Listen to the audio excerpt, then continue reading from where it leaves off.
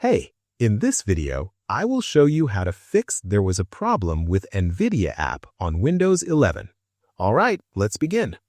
First, close the app and open the Start menu. Search for Device Manager and open it.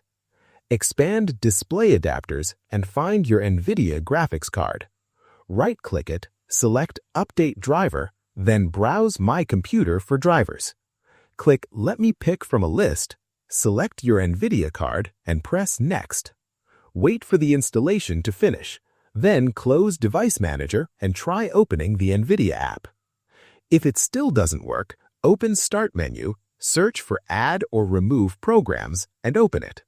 Now search for NVIDIA. Click the three dots next to the app and select Uninstall. Once removed, open a browser, search for NVIDIA app, download the installer, and reinstall the app.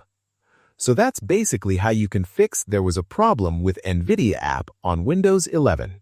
And that's it for this video. Thanks.